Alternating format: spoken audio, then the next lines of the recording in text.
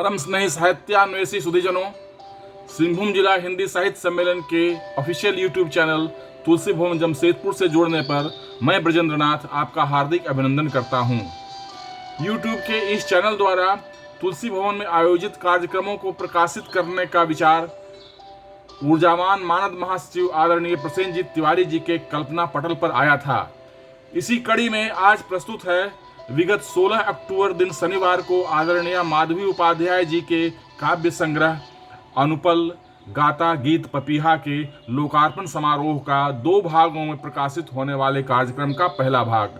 तो आइए तस्वीरों के माध्यम से, तस्वीरों की गैलरी से गुजरते हुए कार्यक्रम के ऑडियो वीडियो तक पहुंचते हैं। आप इस तस्वीर में तुलसी भवन में आदरणीय माधवी उपाध्याय जी की पुस्तक अनुपल गाता गीत पपीहा का लोकार्पण देख रहे हैं। सभी मंचासीन महानुभाव पुस्तक को हाथों में लिए हुए हैं और खड़े हैं।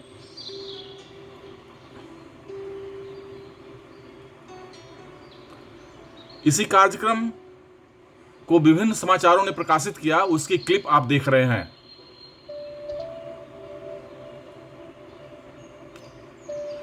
इस कार्यक्रम का संयोजन आदरणीय शैलेंद्र पांडे सैल जी ने किया। आप उनका वक्तव्य उन्हीं की आवाज में सुने। जगत जननी मां जगदम्बा से मैं कामना करता हूं कि माता का आशीष बना रहे आप पर, आपके परिवार पर, आप स्वस्थ रहें और आज के इस आयोजन को बाज़ाब्ता शुरू करने के लिए आप सबकी अनुमति देते हुए आज बाबा तुलसी का यह पावन मंच माधव की माधवी अनुभूति की तपस्थली के हवन कुंड में अस्तित्व ग्रहण करता हुआ यह शब्दार्चन जो किसी ब्रह्मोपासना के पवित्र आयोजन से किसी नजरिए से कमतर नहीं है और इन सबके बीच पल पल हर पल गीत गढ़ता पपीहा क्या ही सुखद संयोग। मैं चाहता हूं कि इस कार्यक्रम को बाज़ाब्ता शुरुआत दी जाए और मैं मंच पर अतिथियों के स्थान ग्रहण के लिए निवेदित करना चाहूंगा। मैं चाहता हूं कि आज के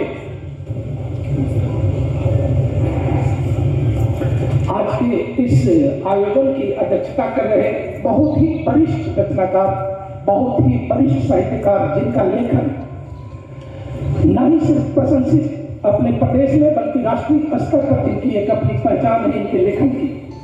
मैं अध्यक्ष महोदय डॉक्टर हरेराम त्रिपाठी चेतन जी से आग्रह करता हूं कि वो मंच पर स्थान ग्रहण करें और साहित्य समिति के अध्यक्ष प्रसेनजीत तिवारी से आग्रह करता हूं कि उन्हें मंच तक लेकर जाएं।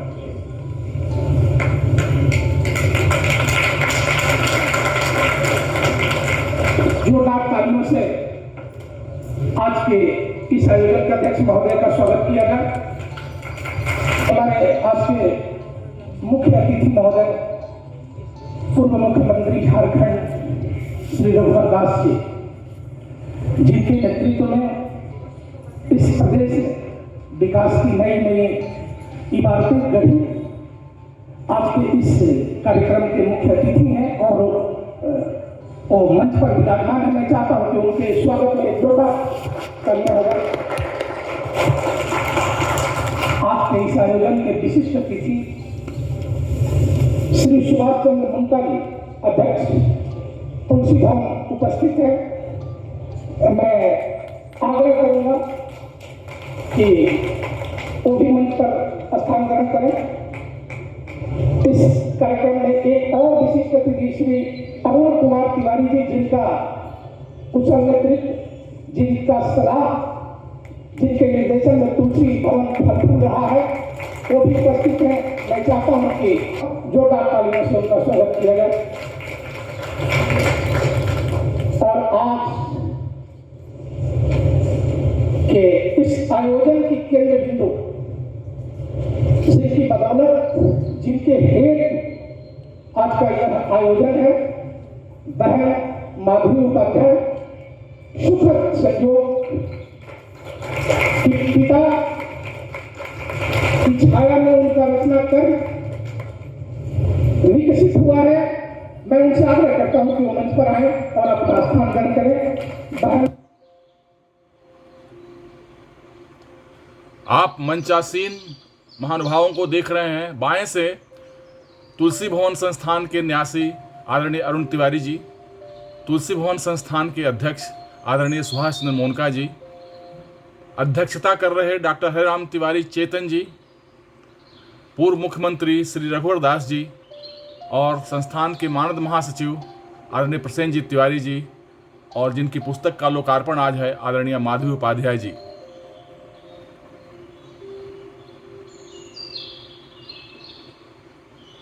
दीप प्रज्वलन किया गया महानुभावों द्वारा। मंच पर जितने महानुभाव आसीन थे उनके द्वारा दीप प्रज्वलन से कार्यक्रम का शुभारंभ हुआ।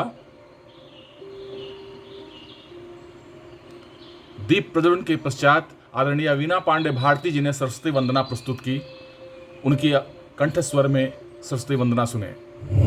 पिला करे ज्ञान का प्याला मेरे जीवन में आओ मां, पिला करे ज्ञान का प्याला मेरे जीवन में आओ मां, करूं नित्य वंदना तेरी मेरे उरे में समाओ मां, करूं नित्य वंदना तेरी मेरे उरे में समाओ मां, बधा जो रूढ़ियों में मन उसे आजाद कर दो तुम,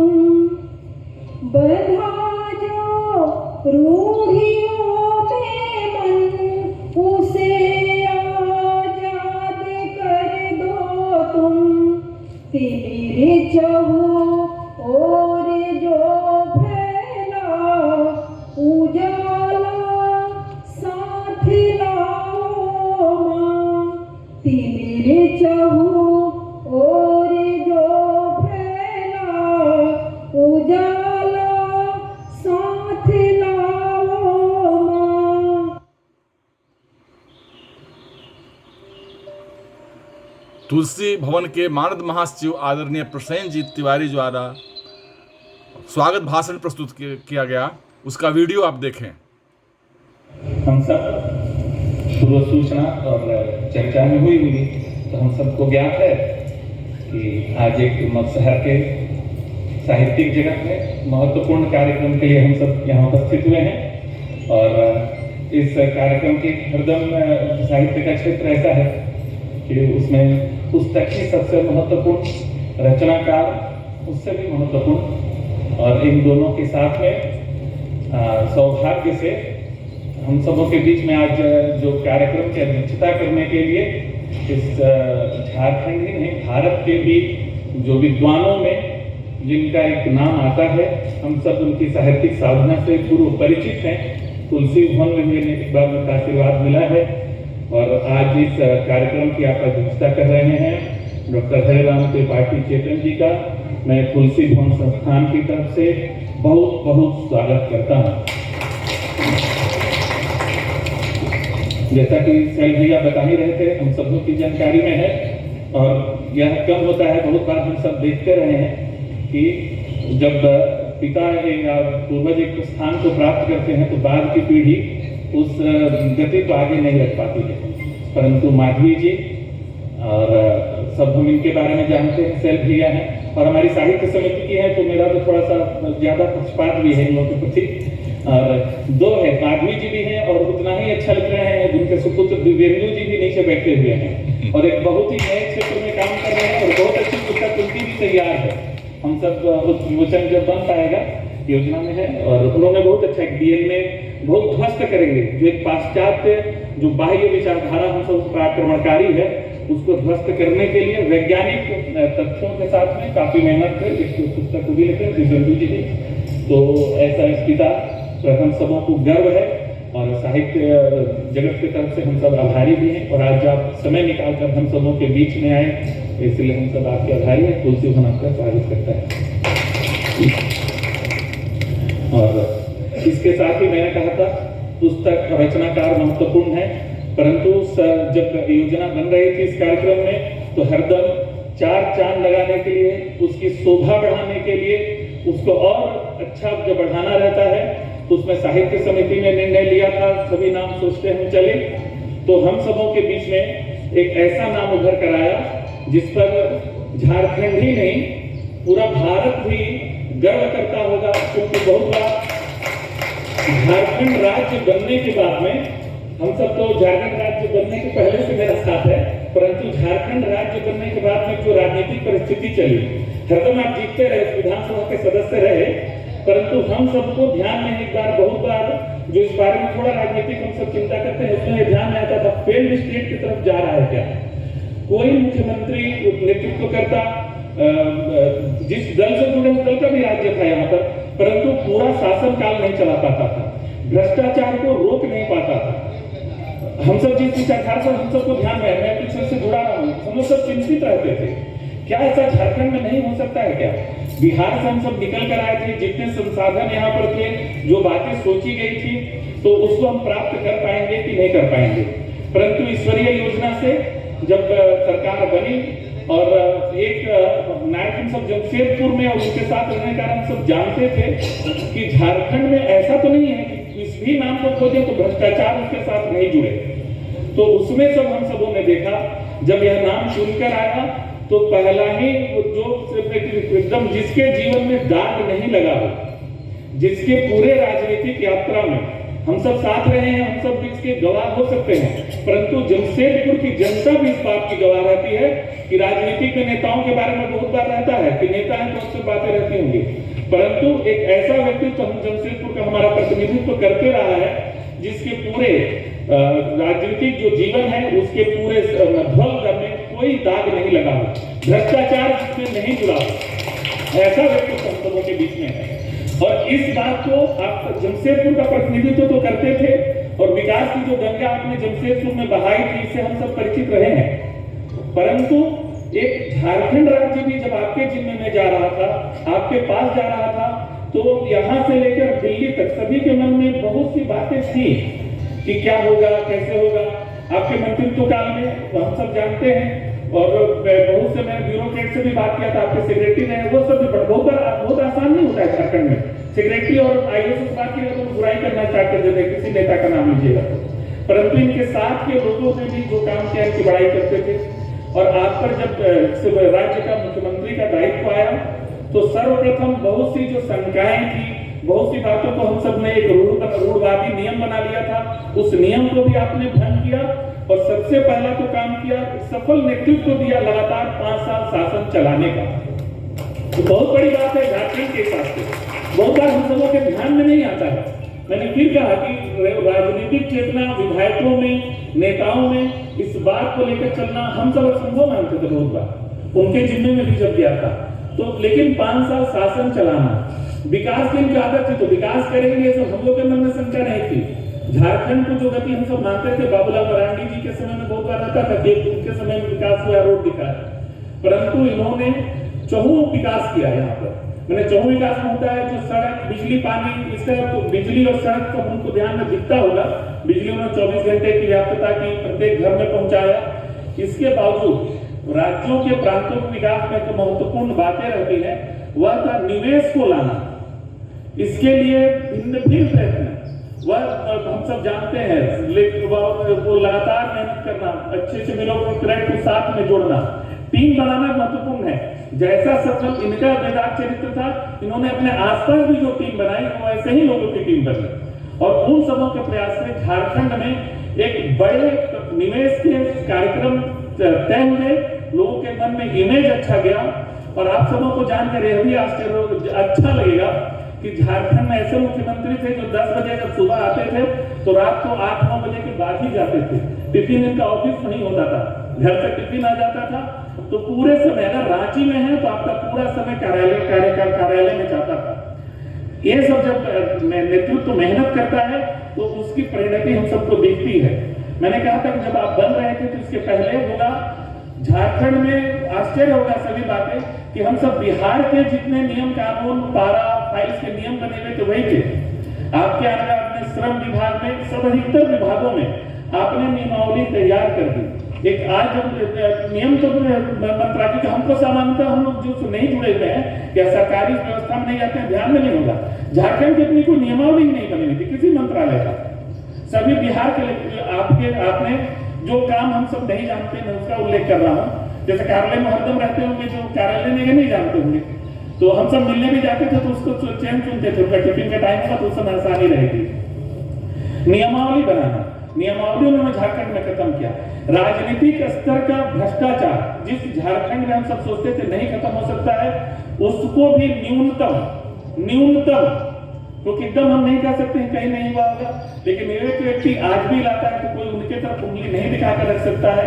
ऐसा राजनीतिक नेतृत्व हम सबको मिला और आज भी आप हम सब पूर्व मुख्यमंत्री का एक जो रहता है वो तो हम सबको महत्वपूर्ण लगता है, परंतु इसके साथ भी आज आप विश्व की सबसे बड़ी राजनीतिक पार्टी और भारत में भी जिसका केंद्र में शासन है, यहाँ का मुख्य विपक्षी दल है, जिसके पूरे भारत में सर्वाधिक एमपी एमएलए कार्यकर्ता है, जिसके प्रत्येक बूथ तक समिति है, वैसे बड़ी पार्टी के अखिल भारतीय उपाध्यक्ष के नाते आज काम कर रहे हैं और अपने महत्वपूर्ण समय से निकालकर हम सबों के बीच में आए। ऐसे कार्यकर्ता, ऐसे नेता, ऐसे हमारे जमशेदपुर के अपने हम सबों के हीरो श्रीमान रघुवर दास जी का बहुत बहुत स्वागत है। तुलसी भवन का हृदय से स्वागत करता है।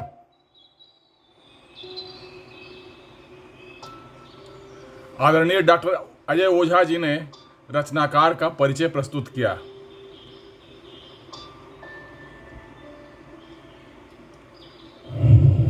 सबसे पहले मैं बता दूं कि माधवी जी आज के इस आयोजन के माननीय अध्यक्ष, हिंदी, भोजपुरी एवं संस्कृत के उद्भव विद्वान, कवि, समीक्षक, आचार्य डॉक्टर हरिराम त्रिपाठी चेतन जी की सुपुत्री है। अब तो स्वाभाविक है कि पिता के गुणों का असर तो संतान पर होता ही है।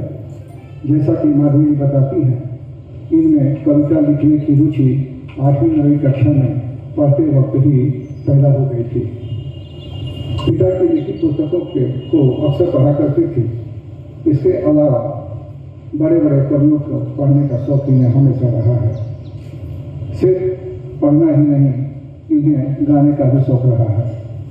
परंतु शादी के पश्चात पारिवारिक जिम्मेवारियों से घिर जाने के बाद कई वर्षों तक लिखने पढ़ने पर उनका विराम लगा रहा।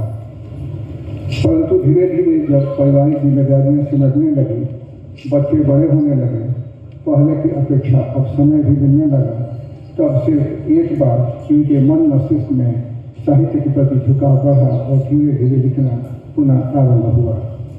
सन 16 में इन्होंने विचार प्रवाह नाम से अपना एक फेसबुक समूह अकाउंट खोला, जिसमें नियमित रूप से अपनी कविताएं डालने लगी।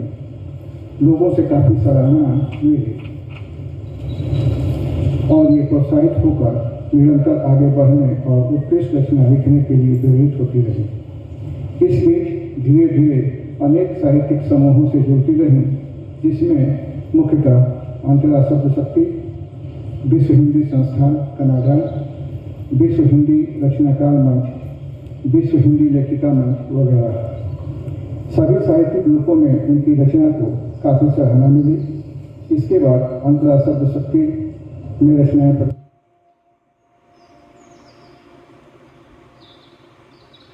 तुलसी भवन संस्थान के न्यासी आदरणीय अरुण कुमार तिवारी जी ने भी अपना संबोधन प्रस्तुत किया। इसे पूरा करती शुरू में 8वीं 9वीं कक्षा में इनकी इच्छा थी और इनमें प्रवृत्ति आई कि हम कुछ कहानियाँ लिखें, कुछ कविताएं लिखें, लेकिन कुछ कालखंड में ये बाधित हो गए।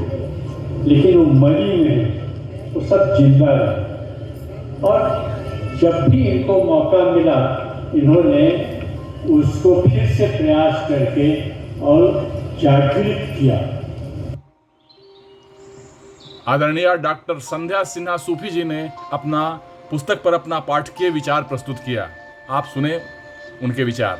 कि कविता स्वयं अभिप्राय होती है, देखना है कि अनुपल गाता गीत पपीहा के गीतों का अभिप्राय क्या है और कैसे यह अभिप्राय बदली है। माँ वाणी की वंदना से यह प्रारंभ होती हुई काव्य सरिता जीवन के विविध रंगों की छटा बिखेरती हुई 127वें पृष्ठ तक अनुपल प्रवहमान है। समाज और जीवन के सभी कूलों को स्पर्श करती, गंध, स्वाद और स्वर को समेटती स्पंदित हो रही है। जीवन के सकारात्मक और नकारात्मक दोनों पक्षों को माधवी जी की लेखनी खूब समझ रही है, बड़ी बेहतर समझ रही है, बड़ी बारीकी से समझ रही है। एक और कवित्री लिखती हैं कि भावना मर गई, संवेदना झुलस गई, व्यक्ति स्वार्थी हो गए, सब अर्थ व्यर्थ हो गए। मुख्य अतिथि के रूप में उपस्थित पूर्व मुख्यमंत्री आदरणीय रघुवर दास जी ने अपने विचार प्रस्तुत किए। आप ऑडियो और वीडियो दोनों देखें। श्रीमती माधवी उपाध्याय कवियत्री द्वारा काव्य संकलन अनपल गाता गीत पपिया के लोकार्पण के अवसर पर मंच पर विराजमान देश के प्रख्यात साहित्यकार श्री हरेराम त्रिपाठी जी, मंच पर विराजमान विशिष्ट अतिथि के रूप में तुलसी भवन के अध्यक्ष श्री सुभाष चंद्र मुनका जी, मंच पर विराजमान विशिष्ट अतिथि के रूप में तुलसी भवन के न्यासी साहित्यकार श्री अरुण कुमार तिवारी जी, तुलसी भवन के मानद महासचिव प्रसेनजीत तिवारी जी,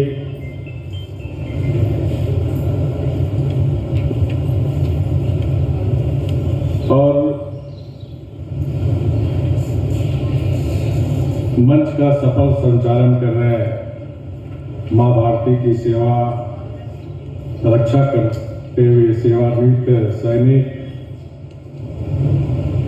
और एक अच्छा साहित्यकार के रूप में श्री शैलेश पांडे जी सैल।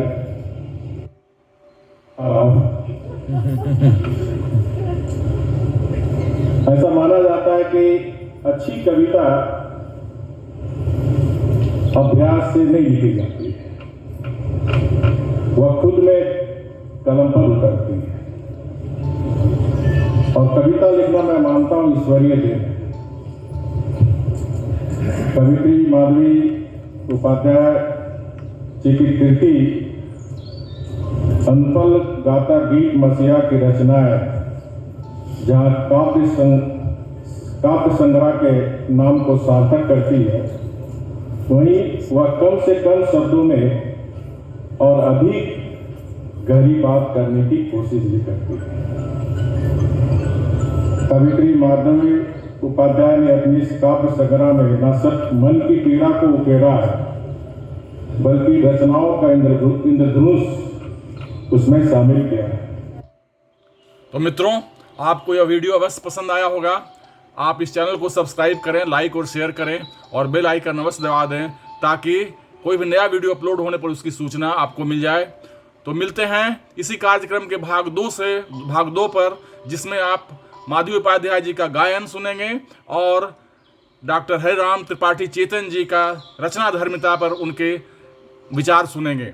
मिलते हैं अगले इसी के दूसरे भाग में। धन्यवाद, बहुत बहुत धन्यवाद।